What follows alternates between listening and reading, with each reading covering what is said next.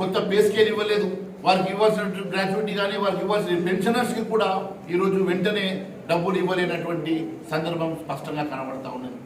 ఈ రాష్ట్రాన్ని పూర్తిగా అంధకారంలోకి నెట్టి ఈ రాష్ట్రాన్ని ఆర్థిక సంక్షోభంకి నెట్టుతున్నటువంటి రేవంత్ రెడ్డి గారి పాలన ఈరోజు గాడి తప్పింది.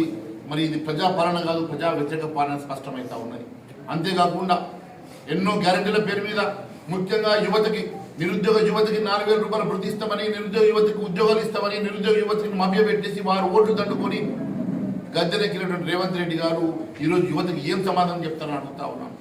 నేరుగా ఎదుర్కోలేక బీఆర్ఎస్ని కలుపుకొని బీఆర్ఎస్ కాంగ్రెస్ కలిసి ఈరోజు భారతీయ జనతా పార్టీ మీద దండయాత్ర చేసి మీరు కేవలం ఒక ముసుగు కప్పుకొని ఈరోజు మాపై ఉమ్మిడి దండయాత్ర చేసినా ప్రజలు చాలా స్పష్టంగా మేధావులు ఆలోచించి అర్థం చేసుకొని భారతీయ జనతా పార్టీకి అండగా ఉంటారని చెప్పి మేము భావిస్తూ ఉన్నాం.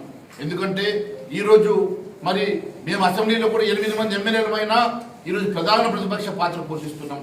ఈరోజు కాంగ్రెస్ పార్టీని ఎండగట్టి, కాంగ్రెస్ పార్టీ ప్రజా వ్యతిరేక విధానాన్ని మేము ఎండగట్టి ఎప్పటికప్పుడు కాంగ్రెస్ పార్టీ చేస్తున్నటువంటి మరి ప్రజా వ్యతిరేక విధానాలని మేము ప్రజల్లోకి తీసుకెళ్తా ఉన్నాం.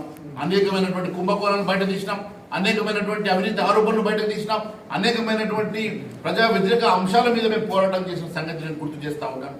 మరి మా ఎమ్మెల్యేలకు తోడుగా ఇంకా 2 ఎమ్మెల్సీలు కలిస్తే మా గొంతుగా ప్రజా గొంతుగా అవుతుంది. మా గొంతుగా ప్రజల తరఫున, ప్రజల పక్షాన మేము పోరాడడానికి మాకు బలం పెరుగుతుంది. కాబట్టి అందరినీ మరి నేను ఉన్నటువంటి టీచర్స్ కమ్యూనిటీని కానీ, అదే మాదిరిగా మరి గ్రాడ్యుయేట్స్ కమ్యూనిటీని కానీ, గ్రాడ్యుయేట్స్ అందరినీ కూడా, టీచర్స్ అందరినీ కూడా మాకు ఓటేసి బలపరచాలని, భారతీయ జనతా పార్టీని ఆశీర్వదించాలని, మా అభ్యర్థులు కుమరయ్య గారిని, అంజిరెడ్డి గారిని ఆశీర్వదించి వారిని శాసన మండలికి పంపి మా బలాన్ని పెంచాలని, మమ్మల్ని ఆశీర్వదించాలని మీ అందరినీ మనస్ఫూర్తిగా కోరుకుంటున్నాను.